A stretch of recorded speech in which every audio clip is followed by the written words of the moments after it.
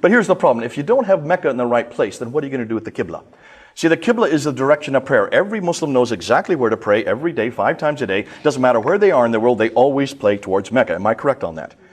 The Qibla is sacrosanct. Every mosque you go into, you'll see a mihrab. It's designed, it is pointing towards Mecca. I was on the airplane there with Malaysian Airlines before it got shot down.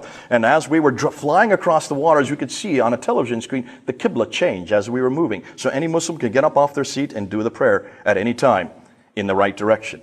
So that's why the Qibla is absolutely important, because we do know that the Qibla has always been directed towards Mecca since 624.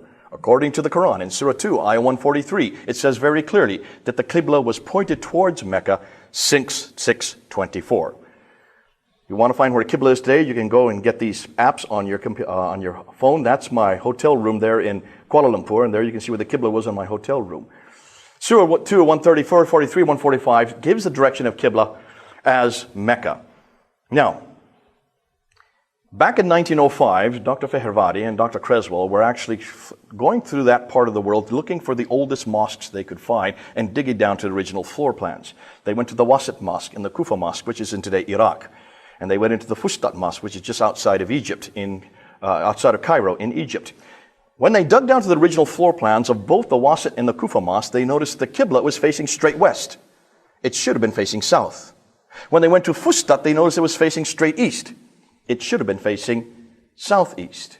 There's Wasit, there's Kufa, there's Fustat. They were all facing this way. They thought in 1905 that they were facing Jerusalem. They were wrong. They were off by 3 to 5 degrees. We can't blame them. That's pretty close. Nonetheless, why were they facing that direction? Well, Dr. Dan Gibson wanted to find this out. Now, he'd been living in the Arabian Peninsula. He'd been there for 20 years. His father was an archaeologist. His grandfather was an archaeologist. So he wanted to find out, what can we do with this Qibla? But he was there, learned the language, and he moved all over the Middle East and decided to take pictures from space using satellite technology onto the original Qiblas, because many of the mosques today have been destroyed and rebuilt many times. So he wanted to look to the original floor plans. By doing that, he needed to find where the original enclosures are. You can only do that from space. Look what he found. The Great Mosque in Guangzhou in China, built 630. Look where it's facing. It's facing Petra, not Mecca. The Humayma Mosque in Jordan, it's facing Petra, almost completely opposite from Mecca. The Great Mosque of Baalbek in Lebanon, it's facing Petra, not Mecca. The Great Mosque of Sana'a, now we're in Yemen. Look at the date, 705. Muhammad died in 632. The Qibla was canonized in 624. So now we're a good 75 years later. It's facing Petra, not Mecca.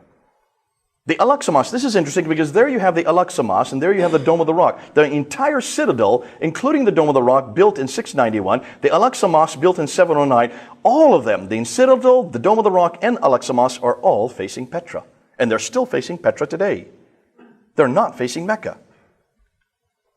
The Damascus Mosque built in 709, it's facing Petra, not Mecca. The Anjar Mosque in Lebanon in 714, look at the date now, it's facing Petra, not Mecca.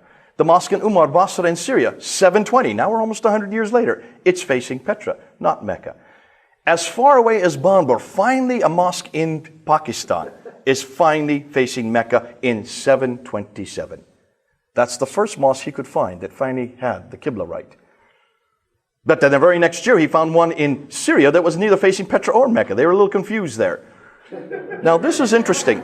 Here's the older mosque built in 700 in Amman in Jordan. It's facing Petra. That's built in 700. Look at this mosque here. This is built in 740. It's finally facing Mecca. What happened between 700 and 740? The new mosque is right. The old mosque is incorrect. Something happened between those years. We'll get to that. Back in 743 then, here's another mosque facing back to Petra again. So there's still not uniformity. Now, when he got to North Africa, the mosques were not facing Petra or Mecca. They were all completely confused in North Africa. Here's one in Tunisia. It's facing this direction. It's not facing Petra or Mecca. The same way here in Spain, it's facing here. It should be facing those directions. And the same way in Tunisia. Here's another one. The Qibla's this way. We're not sure yet why. They're completely confused in North Africa. Take a look at where all the Qiblas were facing. Every Qibla, uniformly, were facing Petra. They weren't off by any degrees. Didn't matter how far away they were, even as far as Guangzhou in China, they were all facing Petra. And he noticed that every mosque up until 725 were facing Petra. Between 725 and 822, 12% were facing Petra, 50% were facing Mecca, 38 were point parallel. It wasn't until 822 that all the mosques began to face Mecca. That's 200 years too late. Now, why haven't we been told this? You can see, this is the secret Muslims don't want us to know. Can you see the problems we're dealing with here? Why were they facing Petra? There's Petra right up here. Look and see what it is. It's the center of all the trade. It's the center of the Nabatean kingdom. The Nabatean, Petra is where the tombs and temples of the Nabateans were. The Nabateans are the people that give us Arabic. The Arabic script comes from the Nabatean script. The name Allah is a Nabatean god, Ilaha. Ilaha has a wife named Alat, whose formal name is Al-Uzza. Now, any of you who know exactly what I've just said? Alat and Al-Uzza and Al-Manat? These are the three goddesses. Interestingly, they're not daughters at all.